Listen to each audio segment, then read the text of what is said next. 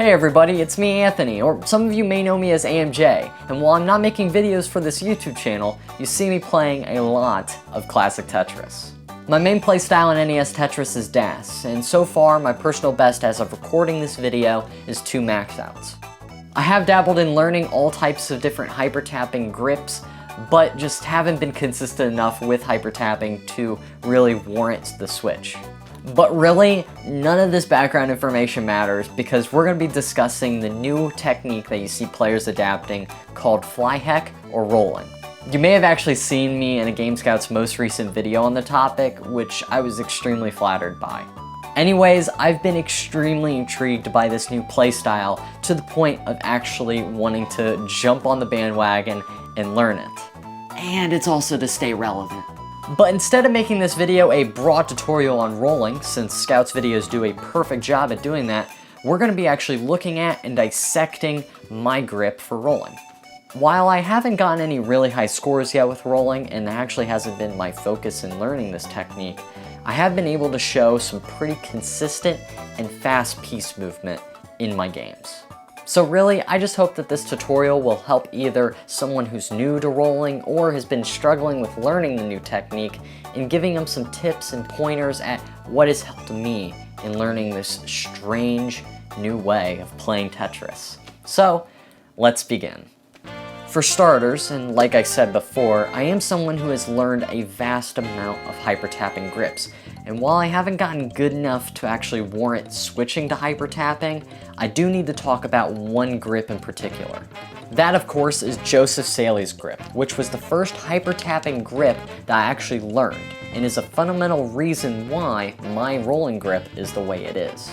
I rest my Goofy Foot controller, which we'll discuss soon, right below the kneecap on my left leg, almost aligning the A and B buttons directly center with it. Applying pressure to the bottom left of the controller with both my pinky and ring finger, with my middle and index controlling the respected A and B buttons.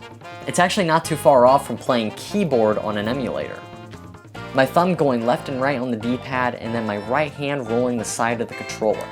Also, my thumb is only applying enough pressure so that it stays on the D-pad and is balancing out the controller from the pressure that your ring and middle finger are giving to the other side.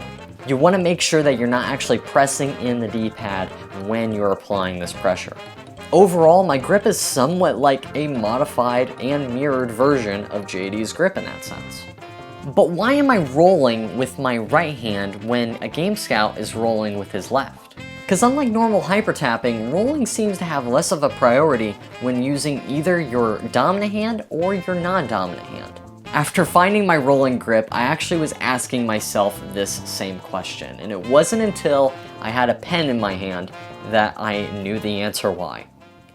No joke, a pen in my hand. We need to talk about a time in the past, before I even knew about the classic Tetris World Championships, when my favorite game to play was Counter-Strike Global Offensive.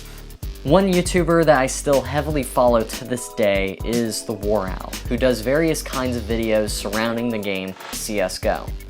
One video, however, is quite different from the rest, as it's a tutorial on a pen trick he does.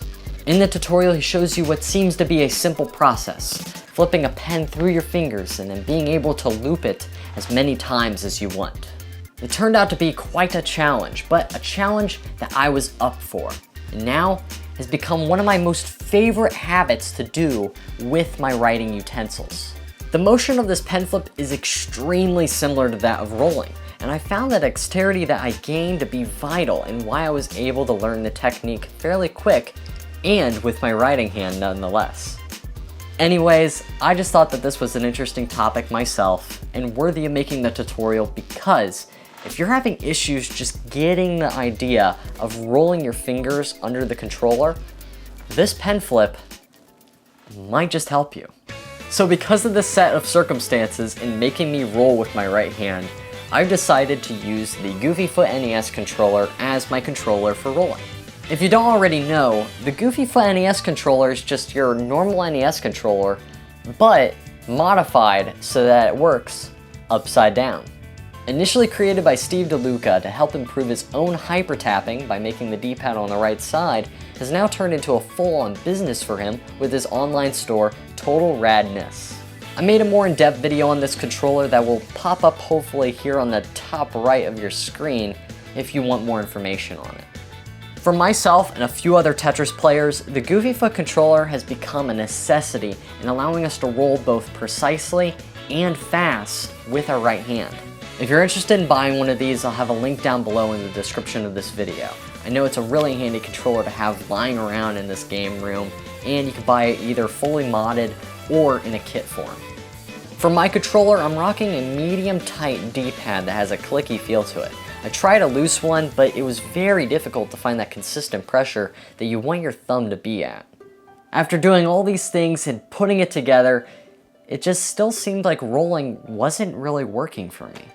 When I was trying it out, I noticed that my fingers were slightly sticking to the controller's underside and having a hard time actually rolling off. A weird idea then popped into my head when I was thinking about how Harry uses a soft glove when he plays. I decided, what the heck, I went and found one of my old pairs from my coat pocket and just give it a try, see what happens. And instantly I noticed a huge difference in my rolling when I had this on. I'm not even joking you. After using the glove a few times, I noticed that it allowed for my fingers to each individually press the controller up into my thumb as quickly and efficiently as possible. The lack of friction now between the bottom of the controller and my fingertips made the motion of rolling just more easy and fluid.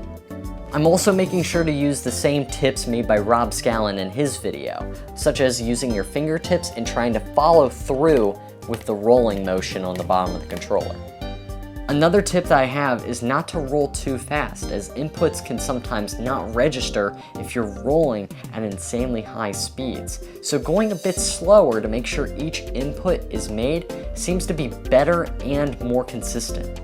So I'm still unsure if I'll actually make the full-on switch to rolling or if I'll even continue with doing it, as my DAS is already something that I'm extremely comfortable with.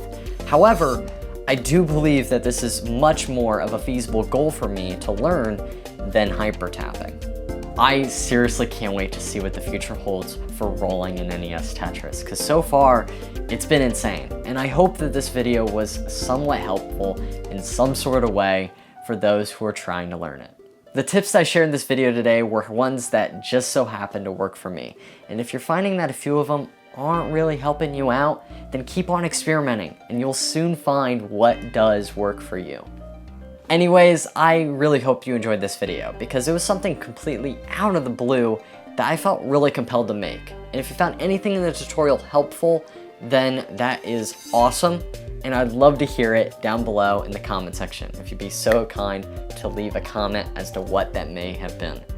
If you haven't already, also please subscribe because it really helps me out. And not only that, but it also gets you notified on when I upload a new video. Thanks again, and I can't wait to make more videos on this channel.